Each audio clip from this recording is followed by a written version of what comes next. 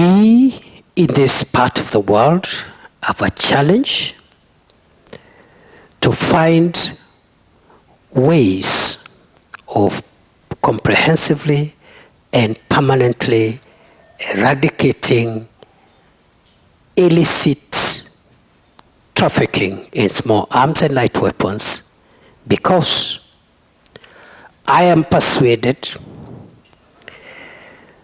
that minus the instability that small arms and light weapons are causing in our region, Africa is the next frontier for the civilization of the world. As you are aware, the participation of Africa in the first, second, third, fourth industrial revolutions has been minimal.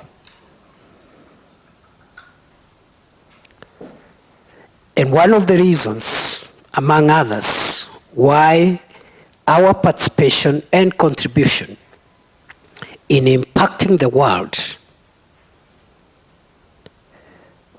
in the first four industrial revolutions, one of the main causes of that situation is the problem of conflict,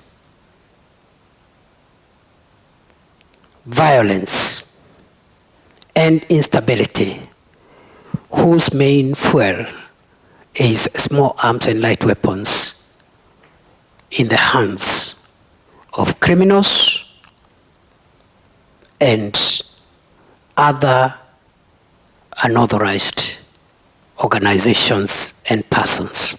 It is my desire that our region and our continent will eradicate the trafficking in illicit small arms and light weapons, promote responsible arms transfer, and support sustainable peace building for the region and for Africa. For us to be able to realize our vision as a region and as a continent, it is therefore imperative, in line with the resolutions of the Council of Ministers and the desire of this organization, that we make a case for the positioning of our organization as a specialized agency of the African Union on matters of control and management of small arms and light weapons. And therefore, going forward, I see as a priority for me as the chair of the organization at the moment, working together with the Secretariat, the priority of number one, full implementation of all the decisions and resolutions of the Council of Ministers. Number two,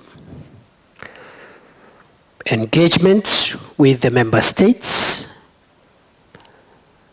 so that we can support this organization politically, but also financially, to make sure that it realizes its objectives. And number three, making a case for the recognition of REXA as a specialized agency of the African Union on matters control of small arms and light weapons. The matter of the negative and debilitating effects of small arms and light weapons in our region is as urgent and is as a priority as it was during the formation of REXA. As you're aware, illicit trafficking in small arms and light weapons continue to fuel conflict in many of our countries. It continues to undermine governance in many of our countries. It continues to impede socio-economic development in many of our countries. As we move forward to the next century, a combination of critical natural resources, a young population,